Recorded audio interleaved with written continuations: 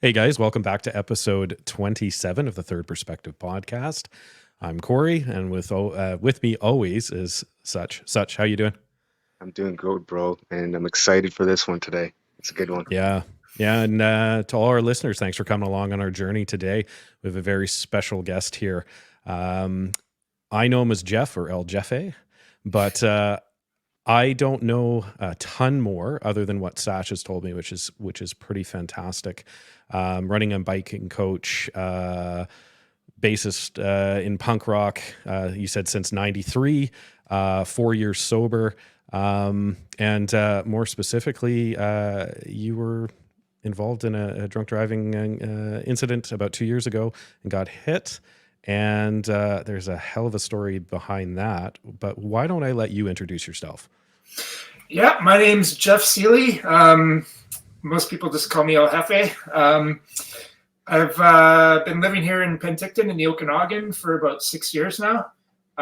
Lived in Vancouver my whole life before that, and just been sort of kind of the person that's always sort of driven towards different challenges and goals. And early on in my life, it was skateboarding. I was really obsessed with skateboarding and did that all the time, every day. And then after that, about 13 years old, I started playing guitar. And then by 18, I was forming bands and touring across Canada, playing bass in various punk rock bands. And I did that all through my youth until eventually I met my wife, and she said to me, well, you're not making any money doing this, so you got to get a job. So then I became a plumber, which was kind of interesting to go back and do that, as I think I got into it as like in my mid-30s. Starting a new career was kind of interesting. So I did that for a while, and then eventually we decided we wanted to move to the Okanagan. Just kind of been gravitating further and further east from, like, because we were in downtown Vancouver, then we were in East Van, and then we were in Poco, and then now we're in Penticton. We kind of always wanted to move here to retire. We used to come up here to do the Ironman triathlon every year, my wife and I. And we just fell in love with the area, like the wineries and this, that, and the other thing. But then our good friend was a realtor, and he said, well, I kind of know you guys' long-term plan is to move out there, but the market, you should really think about seeing if you can make the move now. So I didn't think it would be possible. I was actually still an apprentice plumber and didn't even have my ticket. The timing was terrible, but things just sort of shook out, and we moved to Penticton, and it was funny. Like I moved to the wine capital of Canada, and then shortly after moving here, I found my sobriety. So it's kind of ironic. We have more wineries and craft brews per capita than anywhere in Canada, but it's kind of been a challenge in itself, because all my roots are in Vancouver, and then suddenly I've uprooted everything and moved out here, and I don't know anybody. And it's the easiest thing in the world to go to a pub and meet people, but when you're sober and you're not drinking, you have to put a lot more work into things, and you have to start looking for other interests and stuff to do to keep you going. So it's kind of interesting the way that I finally decided to get sober. Was I've been a punk rocker my whole life, and I used to live in the dive bars in East Vancouver, and I was there 3, 4, 5 nights a week, just playing in bands and just doing all that stuff when I was younger. And then to sort of decide one day I'm just going to be sober. Well, it's not something that you just do. Like you have to, if you're somebody like me that used to struggle with alcohol, like you can't just flick a switch and decide you're not going to drink anymore, right? Like I have a quick question for you, Jeff, if you don't mind. No, sure. I'm sorry to interrupt. Why did you decide to get sober? What was the shift? What was there a precipitating factor? Was there a rock bottom? Any of these types of things? No, it wasn't so much like a rock bottom. It was more like I wouldn't say I ever drank excessively, but I drank frequently. Like we're talking every day I'd have a beer or 2 beers. Some days I would have 6 beers, 8 beers. But it was like a constant, like, oh, every day I'm just going to have a couple of beers with dinner or whatever. Right? And to me, like it started to, I started to see a problem, and I never really wanted to acknowledge it. And one day I just said, like, look, man, you're drinking like every day. And then I started doing sort of like a rough tally of how much money I was spending on this. And let's get this straight. Like I wasn't like a drunk, like I wasn't getting drunk. I was just drinking just out of a habit. And so I tallied it up, and I feel like, craft beers and wineries in Penticton, it's not cheap, right? So it was like $150 a week that I was spending on booze. And I had to come to terms with that and be honest with myself about it, right? And so I did the calculation, and I figured out that was $21 a day that I was spending on booze. So what I did one morning is I started up a online savings account. Like I just added a new account in my online banking. And every morning when I woke up, I just physically transferred $21 over. And then it just kept adding up and adding up. And that kind of visualization of it in like a tangible way really helped register it a little bit clearer with me. And so I was like, well, I'm really burning a lot of money on this for no particular reason. And then there was the health benefits. Like I felt good every morning when I woke up. I had so much more energy. I just kept building and building and building. So I kind of went with that. And the funny thing happened though. I got sober, and then I still wasn't happy, right? So I'm like, okay, well, what's going on here? I thought that was supposed to cure everything, and it didn't. So then I start thinking, I'm like, okay, well, why was I drinking all the time? Is it just for something to do, or was I trying to use it as a crutch for something? I started really thinking about it and trying to be honest with myself about it. And I just decided, like, okay, there's some things in your life that you're not too happy about, right? So the one thing was I was working in like commercial plumbing, right? So working on big construction sites, like the big hospital expansion here in town, and like the casino, all these big things. And so when you work in that line of work, you see the same 25, 30 construction workers every day, day after day after day. And you get stagnated, right? And you put in your 8 or your 10 hours a day, and you go home and you're tired and you're just like burnt out, and you're not meeting anybody in town. And for me, it was kind of almost depressing, because here I am like a couple years into living in this new town, and I'm not really meeting anybody. I'm still going to Vancouver all the time to hang out with my friends. And it's just not really gelling, right? Like, so I'm kind of really burying myself in training and going on longer and longer bike rides and looking for all these new ways to physically challenge myself. But I was just really just hiding from the reality of like, okay, you got to start tackling all these other issues in life that are, and try and actually find some happiness here, right? Because you're not going anywhere. You've moved to this new town. You can't move back, right? So you figure it out. So I thought about it, and my whole life, my whole career as a plumber, I'd kind of been hesitant to get into service work, because I just kind of thought, oh, well, that's going to be dirty work and blah, blah, blah. But a friend of mine, actually on one of the construction sites I was working on, got into it, and he was really enjoying it. So I picked his brain about it for a couple of days and decided to give it a shot. And it was great. It was really what I was really finding that I was enjoying going to work. Like 8-hour days went by like that. So now, instead of going to the same place and being there, stuck in there all day, I'm going to 10, 15 people's houses in the community. I'm meeting people all over town. I'm helping them fix their problems, because nobody ever calls a plumber if everything's all good, right? So you show up and you fix the problem, and you make friends all over the place, right? So it was great. And actually had started a 5-year plan to start my own plumbing business, right? So I knew nothing about the service side of the job, right? So I was learning. I was probably 2-3 years into it, actually, and that is when I decided, oh, so all of this $21 a day that I'm putting into my bank account every day is now like $15,000 in there, right? So what are you gonna do? Well, one thing I've always wanted to do in my whole entire life, which I never did, was learn to ride a motorcycle, right?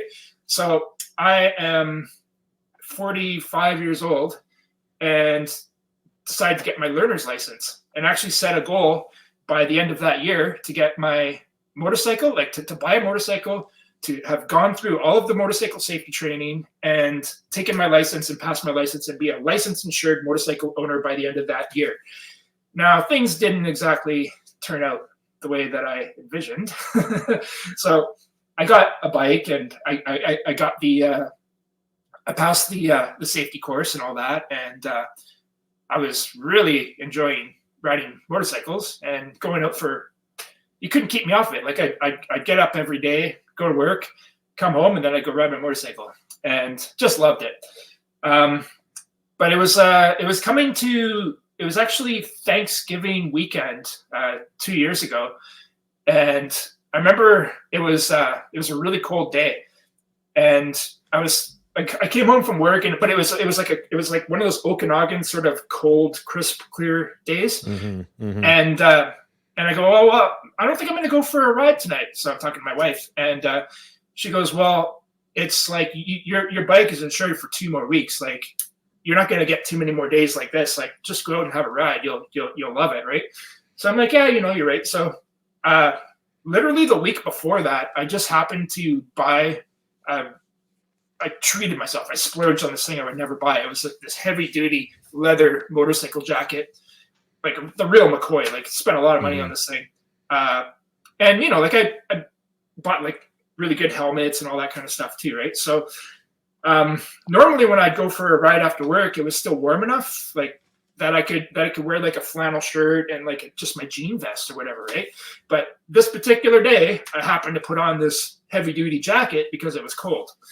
So I go out and I do my ride. I go riding around Naramata and go to Okanagan Falls and just having a great time. And then, so part of having a learner's license in the province of British Columbia for motorcycles is you can't ride after dark. Your license is only good until dark. So I got like done my planned ride, and I said, well, it's still not dark yet, so I'm going to go out for a little bit longer. So I did a lap around town, hit the beaches, toured all the beaches, and I came back, turned up my road, and so everything, like when you're new to riding a motorcycle, like it's like, when you're in a car and everything, you don't think about what you're doing. Everything's just muscle memory. Like you automatically, instinctively hit your signals or check your mirror, whatever. Well, when you're on a motorcycle and you're a new motorcycle rider, nothing's muscle memory. So you're thinking about everything. So everything that my instructors were telling me every time I rode my motorcycle was still front of mind, right? All these safety things that they tell you. So I'm approaching my driveway, coming up my street.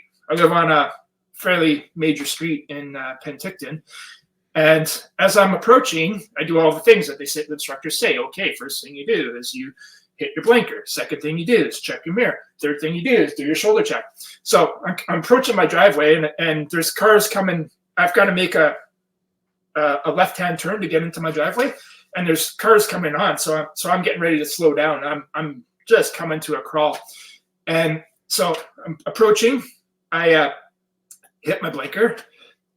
I check my mirror. I could see a car that was at least a block away, so far back that it didn't even register as a threat in my mind. And then I go to do my shoulder check, and all I see is this car skidding towards me so fast that I didn't have time to even grab onto anything. It was just boom. They say the car was going 120 when it hit me. And so like I got thrown off the bike, and in movies, like where things kind of go into slow motion, and in moments like that, well, I could tell you from firsthand experience that is exactly what happened to me. And everything was moving in slow motion, and it was the most bizarre sensation feeling. I've talked to a few other people that have had near-death experiences, and they all have had similar versions of this happen to them as well. So, and it's some of the last stuff that I remember about the whole incident. So anyways, I get thrown off the bike, and I remember thinking to myself, like, how did this guy not see me, right? Like, I signaled. I'm like, I'm out here. I'm not doing anything wrong. And all these thoughts are going through my mind. I'm just like, I could not believe this guy didn't see me. And then I'm thinking, well, why was he going so fast in the first place? And not really registering. But all that's really registering is that I'm going end over end, and I'm trying to grab the ground, and I can't. And I'm just like, the ground comes by and I can't grab it. I'm just like tumbling, right? And the car the whole time I can see it kind of skidding beside me, but then it shifts its direction and it starts coming towards me. And then it comes sort of over top of me. And then I see the wheel come up over my chest. And then I just think, oh, that's it. I'm dead. This is how I die. And the whole thing just happened so fast that I couldn't believe it. Like, I was in shock as it was happening. And I just remember being like so sad in that moment, because here I was like doing all these things to sort of change my life for the better and find some happiness. And I was thinking to myself, like, I'm not ready to go out yet. Like, I'm not done. Right. So I just remember waking up and it was chaos. Like, my wife. So the funny thing about this, I shouldn't say funny. The reason I'm still here today is because this whole thing happened in my driveway. If this had happened at the pedestrian controlled intersection a block down the road, nobody would have come out as fast as they did. But my wife, all my neighbors, they came running out. My neighbor, this guy Neil, he's this big lumberjack, like a literal lumberjack. He drives a lumber truck, big dude. Him and 5 women physically picked this car up off of me. I was completely trapped under it with my feet just sticking out, and I was pinned up against the exhaust pipe.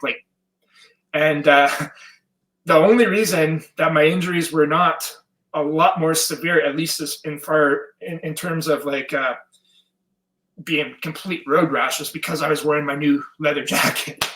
But what happened was I got hit so hard that my helmet got flown off my head and made it so that a guy my size could physically fit underneath a car the size of a Cavalier. Without that helmet coming off, you don't have to do too much thinking to see what would happen to my head, right?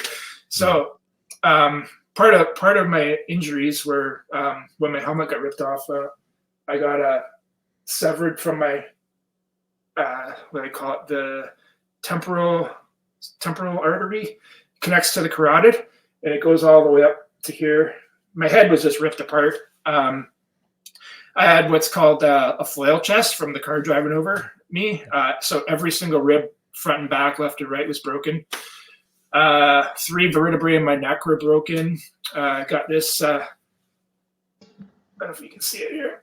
Yep. Nice 3rd-degree burn. I had to go get a skin graft surgery from that. Could have been a lot worse without the jacket on, though.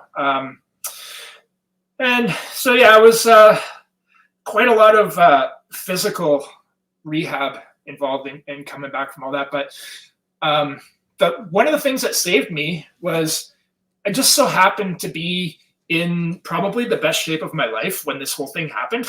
Like, I thank my lucky stars every day, but like literally the day before this happened, this was a typical day for me, and no exaggeration. Like, you can ask anyone. I get up at 4 a.m, run a half marathon, then I go to CrossFit, then I go to work for 8 hours, and then I go ride my motorcycle. That was the day before the thing. So every day I was doing this crazy stuff. Like, some days before work, I'd go and ride my bicycle 100 kilometers. I just, all these crazy challenges I was always putting myself up to. So when the accident actually happened, I didn't have to battle that aspect of it because my body was already in pretty good shape, and I could just sort of focus on healing my ribs and all that. And so yeah, that was a pretty big thing to come back from. I was really hurt, and I didn't even understand the extent of my injuries. All I could really focus on was, okay, I don't want this kid to take this away from me. The kid that hit me was 18-year-old repeat offender, drunk driver. He's actually in jail right now for the next year, which is pretty rare to get a conviction in BC. The rules are kind of they don't really take the victims into account too often, unfortunately. So anyways, so he's in jail. So as far as my recovery, like, I was like, how fast can I get back to work? Like, I work for a small company. They were really sticking by me through this, and I knew that there was only 3 other guys in the company, and they were all towing on the rope a little harder. So I was motivated to get back. And So I'm just like, okay, well, what do I got to do? And I'm working with a physio, and I've got like all these doctors helping me, and I really rushed through the rehab, and I really said, I really ignored a lot of warning signs that I probably shouldn't have. So I went back to work 3 months to the day after it happened, and everyone was like, "What are you doing? That's kind of crazy." But I just thought to myself, you know what? I'm built differently. I can handle this. I've been doing this kind of stuff, like the physical side of it. Once I got like all my injuries healed, I was like, oh, yeah, I'm good to go. So I jumped back into my work truck, and I would, like Penticton's a small town. It's only, 5 kilometers from end to end, right? And I'd have a job call that was like 2 blocks away, and I'd get into the work truck, and all of a sudden I'd be in Peachland, which is 2 towns over. And I'd wake up and I'd be like, whoa, why am I here? I don't remember going here. I'd be all confused. And that's when the extent of my head injury kind of started to come into it was something that I didn't really expect to affect me quite as bad as it did. So and then my boss he'd give me jobs like, okay, you're gonna go change out a hot water tank, and I'd drive to the job, and I wouldn't have the hot water tank or any of the material that I needed to do the job. So when you're a plumber getting paid by the hour by these people, you have to be efficient and fast and all that, right? So I'd get there and I'd forget why I was there, and then I'd go to the wholesaler to pick up the stuff I needed. But then when I got to the wholesaler, I'd forget why I was there, and then I'd go back to the job, and I still wouldn't have what I left to go get at the wholesaler. So as you can see, this is not the best way. And I started to really try and cover things up, because the last thing I wanted was to like put in all this effort and time and into my recovery and then fail. Like I was so accustomed to like setting goals and always knowing where that threshold level for my goal setting needed to be in order to make it challenging enough to really have to work to get there. But in this case, I didn't have a reference point, right? So I'm just like trying my best to make this comeback to work, and I'm just failing miserably. It's not going well. I started taking notes about everything I did. I started taking pictures. My boss would send me pictures of jobs that I worked on, and I'd have no memory of what I'd done. And he'd say like, well, why did you get this boiler this way? That's not the way we do things. And I would not remember doing it at all. And so, it's like a journeyman plumber, gas fitter. There's like certain safety things that you have to be aware of at all times. And I just was not keeping up. Like, like before, where I was doing, 10, 15 calls a day, like I was struggling with 3 and just not doing a very good job. So eventually my boss is just like, look, this isn't working. Like we're trying everything here, but you're just not the same plumber that you were.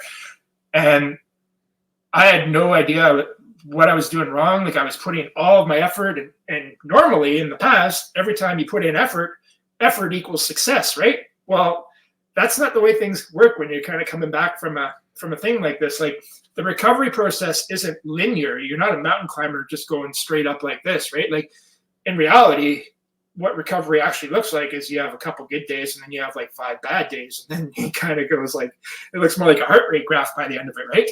So I didn't know what I was doing. I was really struggling, and so I had to get help. Like I went back to work with my my occupational therapist, and now I'm seeing like a neurochiro who specializes in working with head injuries and that kind of stuff. And so basically what we've learned since then is that every morning when I wake up, I have $100 in my bank account, right? Everything that I do costs a certain amount of money. So if I want to go to work, that's like $70. If I want to go to the gym, that's like $50. If I want to go for a run, that's like $80. But I only have the same $100 every day, right? So I have to really think about what I'm doing and plan my days out and keep my intensity levels at a certain nice even keel, because the second I start going over, I get into the red in my bank account, and it just creates all sorts of problems. So we're getting to be like 2 years in here now, and I've got a pretty good handle on things. Like I've got a lot of good people in my corner. and I really understand these head injuries, and I'm at least a point now where I'm pretty functional. Still have really bad time with short-term memory. Like this is kind of a funny example, but like when I was in the hospital still, like you're meeting like doctors and everything every day. They come in, tell me their name. It's in one ear and out the other. I've forgotten your name as soon as you told me. So I apologize. Like in this case, even like I know Sash, but I can't remember. And that's just my memory, right? Like it's just. Hey, that's okay, bro. I'm the same way. Satch forgets my name all the time. Don't worry about it. No, that's just one small example. So, and an interesting thing about my head injury is because I've been playing music my whole life, right? And when I try and play stuff that I wrote in 25 years ago, I'll be thinking about it and I won't remember how it goes, but then I'll just start playing the guitar and my hands, I'll just be watching my hands and they just remember what to do. It's the funniest thing. So then when I'm trying to learn new stuff, that's where the real challenge is right now. And so that's where I'm kind of trying to, I have a quick question on that, if you don't mind. Yeah. Do you, and you probably already have an answer to this, and I suspect most people will, this might be a straightforward question, but do you find playing the music has been helpful in recovery for your brain, for that traumatic brain injury? Well, that's kind of the whole idea, because as far as I know, nothing really engages the full brain quite like music. So that's kind of my thought process here on why I wanted to do it in the first place. Now, anytime I concentrate way too hard for too long, I just get crazy headaches. I actually get sorry, my dog is down here. No worries. I get a few different kinds of headaches, right? So because my head was surgically repaired, I have a really bad swelling that I get on the side of my head here, and that creates one kind of headache. And then anytime I overexert myself, I get the other kinds of headaches. And those ones are actually the more debilitating ones. Those are the ones that are the whole limiting factor in my life right now. So it's kind of why I have to really keep everything lower intensity, like as far as training for marathons or cycling or even playing music. I have to really keep a close watch on how much time I'm spending doing it, because if I focus on it for too long, I just get crazy headaches and then I can't sleep for 2 days and it creates all sorts of problems. So my goal is to always feel good. So that's actually harder than it sounds, because you really have to think about and plan what you're going to do every day, and you really have to have the discipline to stick to it, right? So and then the other side of it is I've got this kind of personality where I'm driven and I always have to be challenging myself to do things, but I can't do things the way that I used to do them all the time, right? So that's kind of me trying to find my threshold, the new reality of life of where I am these days. So I have some pretty big goals that I've set, but they're not so much crazy physical goals like they used to be. Now they're more for instance, a goal of mine right now is get back to work, and I'm working hard on doing that. But there's a definite process, and so I should qualify that by saying the chances of me be returning as a plumber probably aren't realistic anymore. So that's kind of why I'm exploring this new coaching thing, and right now I'm doing it as my own kind of internship, where I've just found all of these athletes, really diverse and unique people from all walks of life, and they all sort of have the same sort of theme, where they all have a history of injury. And that's kind of where I'm trying to specialize, is people that for whatever reason couldn't run or thought they couldn't run. I'm showing them that they can. So they just have to step back and look at things from my perspective, and I can sort of see, okay, well, I've been running since 2002. I've had every injury that you could ever imagine. I know how to get them. I know how to fix them. So my goal is to make sure that guys don't, or girls, don't get injured in the first place. So I put a really smart program together, and it's very hands-on. I talk to every single one of them at least once a week, and phone them up and I'll say, okay, so how'd your week go? And then, they've all got different jobs and whatever, right? And I say, okay, so what days are you available to run this week? And then I just tweak the programs and just keep building them up. And it's going really good. Like I'm working with everyone from complete newbies who have never run a step, literally, like my brother-in-law has just decided to do a half marathon and he has never run a step, right up to the top provincial runner, Kevin. He went in the provincial half marathon championships last year and never raced a half marathon in his life. And his first ever half marathon, he ran a 1:07 and he came in second. He wasn't even allowed to run out of the elite corral. He had to pay his own way into the race, and it's kind of a funny story. They like most runners in big races like that, they'll have like number 1 or number 12 or whatever. He was like number 3852 or whatever, and ends up coming in second. The guy he loses to is like an Olympian. So that was kind of funny. And then his next race he goes in against he comes out to Kelowna and he runs in this 5K race against the entire UBC Okanagan cross country team. And he destroyed the entire cross country team. And as a 36-year-old too, like he's beating these 18, 20-year-olds. So it's kind of cool. But the thing that I got out of it was he's always had like all these crazy injuries throughout his running career. And so we really had to think about it and put a program together for him that he could get through all of this training without any injuries. And it was the first time he's ever gone through a whole season. So he did 5 races last season and he won 3 of them. So he's doing pretty good. That's awesome. I love that, man. That's so cool to hear. Yeah. It's and the funny thing is, like, I can't really run at that high level anymore, but I get way more satisfaction from like when I talk to my runners after like on Sunday or whatever, and I say, well, how'd your week go? Or how did your race go? Or whatever. I get that high through that, like that. It's funny. Like I actually get more out of their progress than I ever got out of my own running results. Mm-hmm. What do you think that is? What do you think that is? Part of it is kind of like I've got this huge sense of giving back. So that's the other thing too. I do not charge any runners anything. Like everything's free. I do it purely because I love doing it, and I genuinely do. Like I've got a bunch of friends that are coaches, and they're like, "Oh, you should definitely coach, or you should definitely charge somebody for your time." And I'm thinking, well, I'm getting probably just as much out of this as they are, right? Like when they're successful. And the other thing too, I have yet to have one of my runners miss a single one of their workouts. So think about that for a second. Like that's amazing. Just like motivating, and I feed off their energy. They feed off my energy. It's really good. And so it's one of those things you gotta, like I was trying to say before, like when you have something like this happen to you, you can't get so bogged down in the things that you used to do or the things that you can't do anymore. You have to just keep looking around for things that you can do, and then you'll those will be like your compass.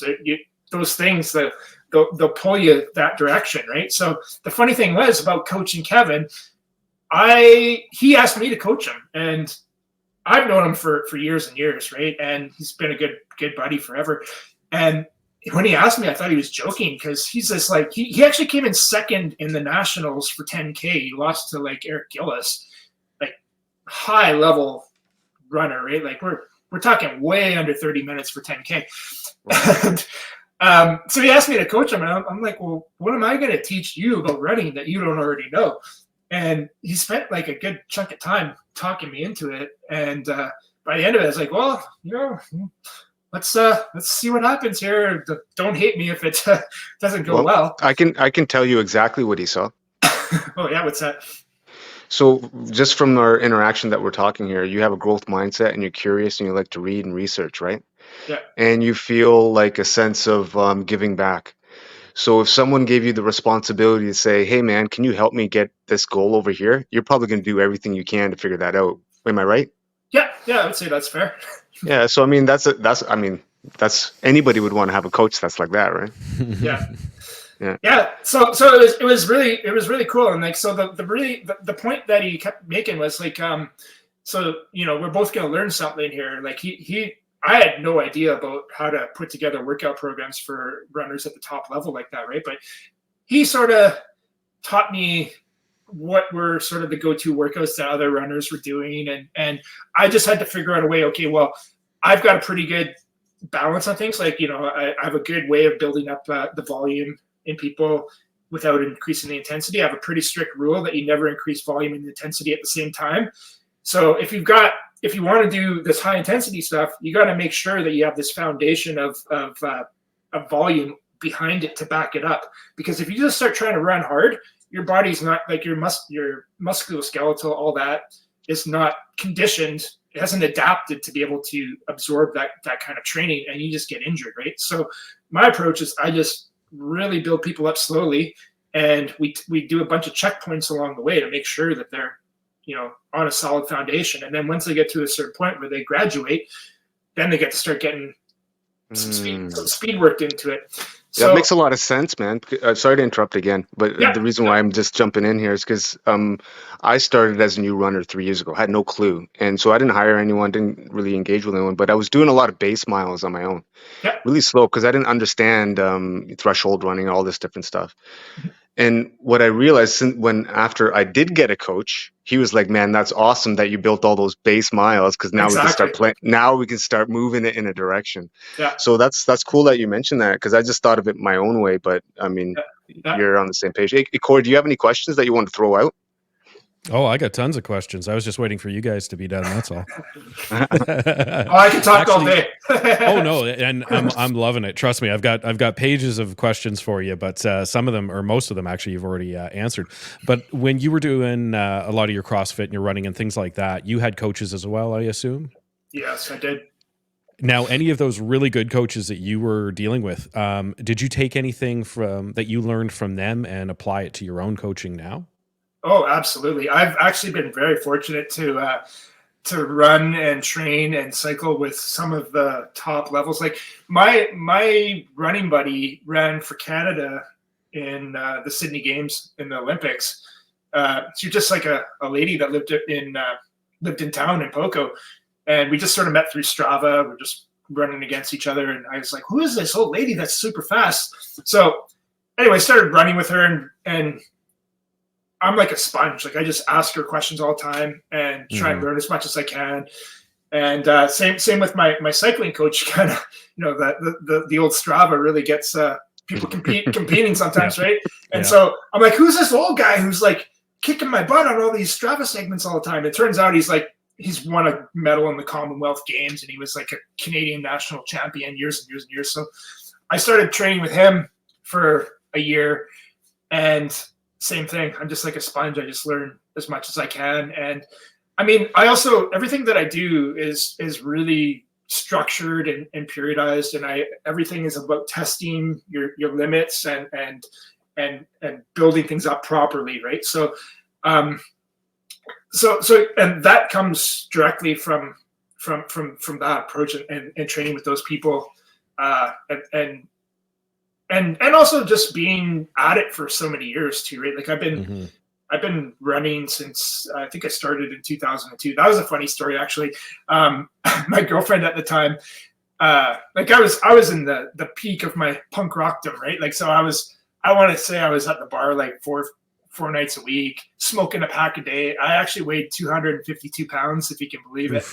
Wow.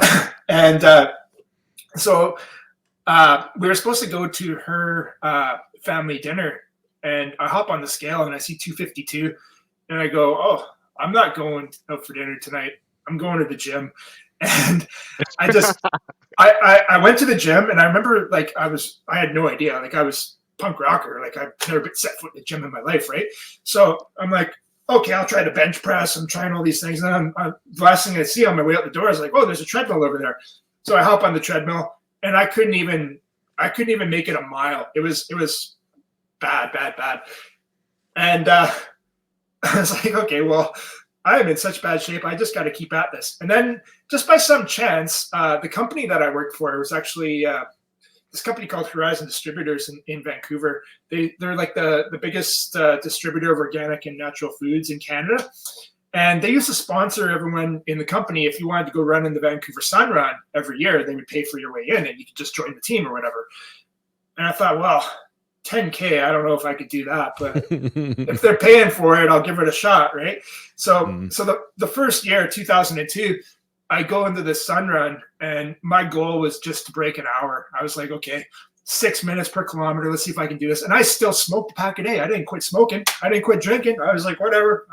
But I wasn't weighing as much because I was running. I was actually training for this and taking this seriously, but I did not know the first thing about running, right? So I go into the Sun Run and I didn't break an hour. I was 1 hour and 40 seconds in the first year. And I was pretty disappointed at it, but I didn't give up. I said, well, like I'm running 2-3 times a week now and I'm enjoying this. So I'm just going to keep at it. Anyway, I come back the next year and I've already lost 40 pounds. And I go in it again and I come in 45 minutes this time. And nobody at work could believe it. They're like, whoa, that's crazy that you took so much time off of your 10K. And the whole time I'm thinking, well, I know now, because I've been in this a couple of times, that if I can get under 40 minutes, then I can run in the blue corral with the elite runners, with the Kenyans and all that, right? So the next year I trained really hard, and by this point I'd lost something like 75 pounds, and I ran. My whole goal was to get in under 40 minutes so that I could get one of the blue bibs the next year. So I ran 39:52 in the third year. I made it by 8 seconds. Amazing, nice. And then I just kept going and going with that. I want to highlight something here that maybe some of our listeners can really take away from. And I think that is when you started. No idea what I was doing. No, none. And what is your PR for a marathon now? Well, I ran a 2:55, but I've been in shape to run a 2:40, but I just never. Okay, so let's say sub 3 hours, right? Oh yeah. So and that's for anyone out there, that's really good, right? If you're doing a marathon in 2 hours and 40 minutes. So, and that took some years of time and training to get to that point. Oh, yeah. So a lot of people feel like or think that they can't do that because it's so astronomical. But here we have a person who's talking about it. You couldn't barely do 10K like in an hour and a bit or whatever, smoking, out of shape, all the things, but he stuck with it. And look what he did. Man, that's awesome. I love hearing stuff like that. Yeah. So I really do firmly believe that there's no such thing as can't. But if you can walk and you don't have any like serious injuries or anything like that, and even if you have some minor injuries, like you run into people all the time, oh, I can't run because I got bad knees, or I can't run because I got plantar fasciitis or whatever. Well, then you just need to go see your physio and put in some time and work getting your body strong enough, because and this is a rule that I make all my runners stick to. Like you don't even get to start running until you have no injuries, right? So we don't start trying to train and build a foundation if you're already damaged underneath your foundation, right? So step one is you got to get your body at least to the point where you're ready to start training. And then when you start out, like I had a couple, like it's the new year now, right? So I had a couple runners that just started up in the new year, and you're just going out for 20-minute jog, and if you go over anything higher than a conversational pace, you don't get your green check mark for that run because you didn't do what you were supposed to do. So your whole goal is to build things up in a smart way. And I always use this. I come back to this analogy all the time of like, all you're doing when you're training for a marathon or a half marathon or whatever it is you're just, every workout that you get is a brick, and you're putting bricks into the wall. You don't want to put a cracked brick into your wall because your whole wall is going to fall down, right? So you get one brick every time I give you a workout, and you want to make sure that you put that brick in its right spot, and you want to make sure that it's in there good and solid, because that brick is what's going to hold up all the other bricks, right? So as you go along, if you're putting in your bricks crooked and like they're all cracked and everything, your whole wall is going to fall over. You haven't got anything, right? But if you really put in the time, and if you're committed to doing it, you should be committed to doing it the right way, right? So that's kind of one philosophy that really resonates with people. And they can sort of see, like, as they get along, they're like, wow, I can't believe I'm already here. Well, let's rewind a couple months ago. You were like, how am I going to run a marathon? I can't even run for 5 minutes. Well, now you're looking at your run for the weekend and you got 2 hours on the schedule. Well, you can't just look at it as a snapshot, right? You have to look at your whole photo album and sort of see how things all fit together and all that. And I'm really good at, or at least I think I am. I think I'm really good at sort of visualizing things in a way that makes sense. And part of why I'm getting results out of these runners is because I really check in with them all the time, and I say, like, okay, what do we got to change? Like, how did you feel? Like, was that too easy? Was that too hard? And it's not like a cookie cutter program where we're just giving you everybody the same stuff. Like, everybody's is completely tapered to what they're doing, and it takes a lot of time, but it gives so much more back than the time that I put into it. So I'm just going to keep going with it and see what happens. No, Jeff, that's my philosophy. Oh, sorry about that. No, go ahead, Corey. I was just yapping like I usually do. Sorry, go ahead. No problem. So actually, Jeff, I wanted to touch base on something that sort of threaded through your life here. I was into the punk scene years ago with like the Sex Pistols, Dead Kennedys, Misfits, all the rest of that stuff. But what I wanted to know, it's a little two-parter question here. How has punk music influenced your life, and what do you think it has to offer to somebody who hasn't been exposed to it? Oh, that's easy. Punk rock is all about doing things for yourself and that real DIY ethos. I've had that since I was a kid, right? Like nobody gave me anything, right? Like I was always the guy that was starting the bands. I was the guy like, oh, we don't have posters for our concert. I'll make the posters. Oh, nobody want to put up the posters? Okay, I'll put up the posters. Oh, nobody wants to record? Okay, I guess I'll figure out a way to record. Like I've always been the guy like figuring out some way to make it happen, right? So I've really taken that to heart in every sort of aspect of things. Like, like, and there's a lot of transferable things into between running or cycling and being in a band and all that. Like it's there's a lot of lessons that you can sort of take along the way and apply in different areas. So I would say that the DIY ethos is definitely what I've really leaned on heavily over the years. And I don't, the other side of it too would be, I don't let people tell me what I can't do. Like if somebody says I can't do it, I just figure out a way to do it. Yeah, absolutely. Now, for anybody who's looking to get into punk a little bit, but they just want to dip their toe, who is it? Who would be the one band that you would recommend they start listening to? Oh, geez. Well, nowadays punk rock is so mainstream, right? And part of me is like, okay, well, there's like the real popular bands, like the Blink-182s and the Offsprings and all that. But I've kind of always more gravitated to the more aggressive stuff, stuff that's really not as popular. Like I really like this band Dead Bob, which is the guys. I just saw them in Kelowna a few weeks ago. It's the drummer from No Means No, which was a legendary Victoria band. Yeah. They called it quits a few years back, or a number of years back. But yeah, it's a band that's probably not on everyone's radar, but if you get a chance to check them out, they'll blow your mind, especially if you go see them live. It was probably like I went to easily 20 shows this year, or in 2023, and it was hands down the best show that I saw. And I actually got invited to stand right behind the drummer, who's like this legendary drummer. I was standing literally on his shoulder for the whole set. It was like the experience of a lifetime. So nice. Shout out to Dead Bob. Dead Bob, yeah, check him out.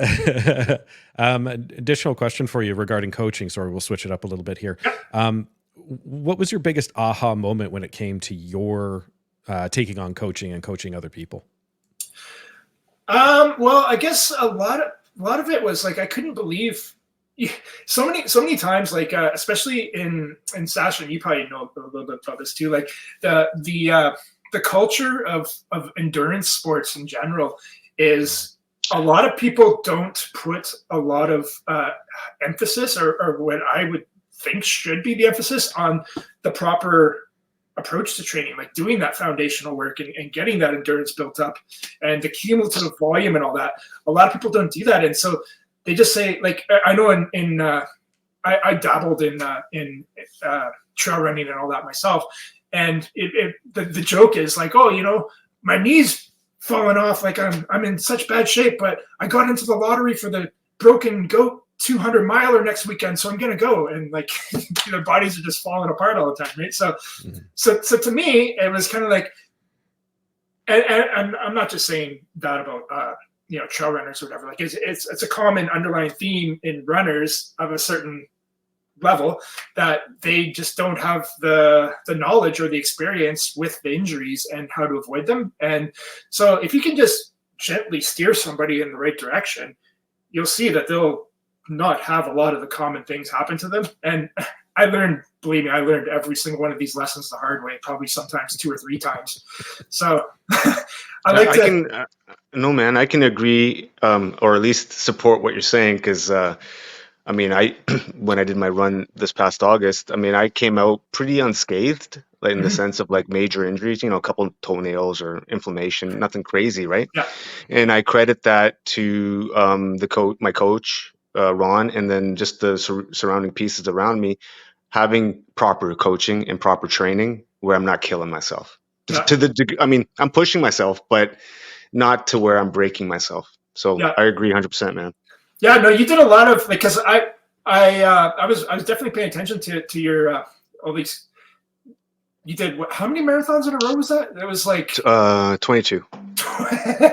See, that to me sounds incredible. Like it's a normal amount. It's a normal amount. Come on.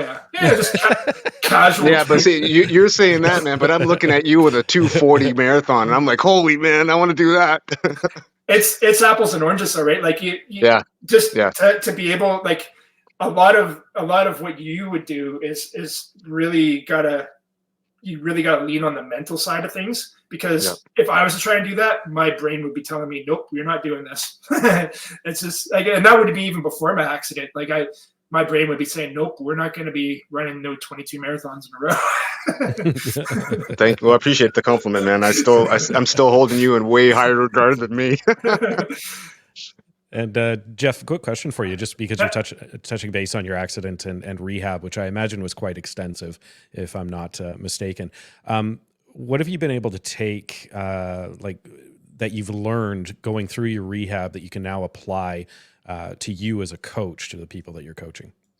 Oh, well, it's really a matter of breaking things up into manageable pieces, right? Like you can't just like wake up in the intensive care unit one day and be like, oh yeah, I'm gonna go and do all this stuff. No, like your goal for that day is, can I stand up out of this bed? And you just sort of build things up like that. And it was an interesting story when I was actually in the intensive care unit. I had one roommate in my room with me in Kelowna General, and every morning, because I was in there for weeks, like I was really, really hurt. And every morning at 8 a.m., the team of like the physios, like the exercise guys, there was like one guy and his 2 interns or whatever would come around, and they'd be there to help us, right? Like they'd give us whatever exercises that we could do that were supposed to, you know, aid us in our healing. So for me, in my case, like I was really anti taking any like pain meds, even because I don't drink, I don't smoke, and like I wouldn't even take aspirins, right? And here they are, they got me on Dilaudid and like whatever else, right? So, and I was really just like, I don't want to take that. And finally, one of the guys said to me that came to help me, he's like, you know, if you do lean on that for a little bit, it'll get you up. And it'll really get you moving, and that's going to help you heal faster. So I said, okay, I kind of begrudgingly did that. And so they came back the next day, and you get this little clicker thing, right? And it gives you your little shot of however much. And so I'd be all juiced up by the time they got there, and then I'd be able to get out of bed. Like it took 4 guys to get me out of bed. Like it was, because you can imagine having all your ribs and everything broken, right? Like it was incredibly painful. And then like even just like getting up, like I could take like 2 steps, and that was about it. But then after like a couple of weeks, they're like, okay, so do you think you can walk down the hallway today? And I said, well, maybe. So we go out and we walk down the hallway, and then there was a little mock-up of steps at the end, like these little three wooden stairs. Yeah. And they said, okay, well, can you get up there? And it took all my energy, like just to get up the stairs. And so that was it for that day. And then the next day, when they came back, or sorry, I got up even earlier before they got there, shut myself up with my drugs, and I got up and I walked down the hallway 5 times by myself, and then I went up and down the stairs 5 times. And the whole thing, the reason why the stairs were so important to me is because there's 3 stairs to get into my house, and I didn't want to live in the hospital forever. So I thought, if I'm ever going to get back into my house, I got to learn how to walk up 3 stairs. So, so they come back the next day, and they're like, "So, do you think maybe you could go down the hall twice?" And I'm like, "Yeah, I'm pretty confident," because I just done it 5 times, right? So I just sort of did that, and just kept building and building and building, and that the physical part of it actually wasn't hard for me, just because of that approach that I took. Like I was just like, okay, well, I know there's 1,000,001 things I can't do, but I know there's 3 things I can do. So I can just focus on those 3 things and just use those and build around those and keep building. And that was my approach to get through my rehab. Amazing. Awesome. Love it. So, Jeff, for all of our listeners here, how do they get a hold of you? I know you're doing coaching and things like that, but how do they get a hold of you? How do they send you a message, let you know how they're doing, all the rest of it? Well, the only social media that I really do anymore is my Instagram account. I have a what is it? El Jeffe Rides Again. Mm-hmm. ELJEFFE Rides Again. And yeah, just you can get a hold of me through there if you want. And I've got a pretty particular about who I take on for coaching. Like I definitely interview them and make sure that we're a good fit, because I might not be the right coach for some people. But if you're committed and you really want to see what you can do and push yourself, and you really want to learn how to do things the right way, like I always tell everyone that I coach, I'm like, my job is to make it so that I'm not your coach anymore, because you already know everything, right? So my job is to teach you and show you sort of what will work. And I got a pretty good approach that works really through all levels now. Like you just sort of dial it up or dial it down depending on where you're at in your training. But yeah, I would say get a hold of me through my Instagram is probably the easiest way. Awesome. And any future goals or projects that you have that you want to touch base on here? Well, I'm really trying to. My number one goal for this year is to get back on stage. I've been really missing that part of my life, and part of it was my own sort of ignorance. Like I moved out to Vancouver, which is like a hotbed for punk rock, and there's so many bands. And then I moved out to Penticton, which is mostly retired people, and there's not a lot of a punk rock scene in Penticton. Let's just say that. So I'm really trying to get a band together. I've got a drummer now, and I just been hunkered down in my little studio down here, writing, trying to come up with enough material to attract a couple more members, and then I just want to get back up on stage. Now that's going to be a little challenging with my memory issues, but I'm trying to work through that, and I'm actually using music as a way to work through that. So, and I've really dialed back all of my own physical challenges, I should say. Like I won't be training for a marathon this year. I won't be doing any of that. I'll stay fit, and I'll kind of just live vicariously through the people that I'm coaching for a bit and let them kill themselves out there. And I'll just watch and cheer from the sidelines. But like it's time to try and start branching out into a few other things too. So I'm really going to gravitate towards this coaching and get the music going, and a little more traveling hopefully too, and just keep working on my rehab. When you've been able to do whatever you want to do for as long as I have, and then to have all these limitations suddenly foisted upon you, it can be a challenge in itself sometimes. And you really have to really find ways to be mentally strong to sort of say, whoa, like my brain is telling me and my heart's telling me that I can do things all the time. But the reality is that I can't. Like I can do them, but it'll come at a really heavy cost. And so like if I want to try and heal my brain and get all that sort of going on, I really have to stay and do things my own right way and stay disciplined. So that's kind of what I've learned the last little while here, especially. And I'm focused on that now. Yeah, you're training for a different kind of marathon for sure. Yeah. And any final thoughts, anything you want to ask Jeff, or anything you want to let our listeners know? Well, I want to thank you, Jeff, for sharing your perspective and your thoughts and your experience over the last few years. It's been 100% educational for me because I've been tracking you for the last little while through our friend Amy. Yeah, Amy. And, and I've always respected you. I've always respected how you get after it and how you employ a growth mindset to everything, man. So thank you for coming on. I would love to, if Corey's cool with it, have you come back on again and share some 100%. more and maybe some of your training methodology when it comes to CTE and brain injuries, because I think some of our listeners can get some value out of that. So maybe in the future we can have a deeper discussion specifically on that.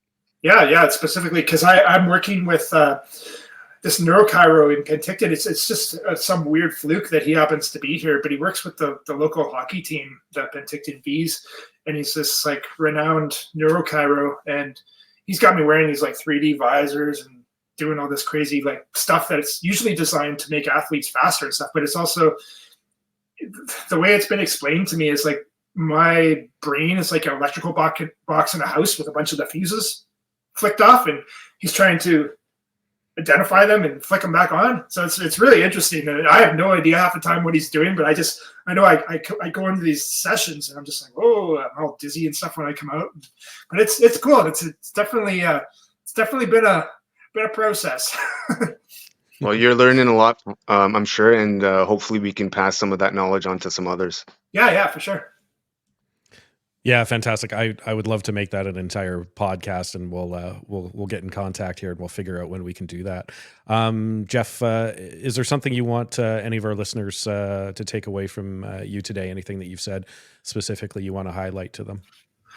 Well, I would just say, like when something that's life-changing like that does happen to you, and may happen to varying degrees and in all of our lives, but we're all going to face adversity, right? And it's really easy to get sort of bogged down in and let that overcome you sometimes. And you just have to shake yourself out of that mindset, and you just have to like, okay, you can't do this anymore. Okay, but you can do this. You just got to keep looking for the next thing that you can do, and just keep looking around. And the worst thing you can do is just get down in the dumps. And even if you are down in the dumps, just look, because nobody's going to pull you out. You gotta look for it and do it yourself. Absolutely. Awesome.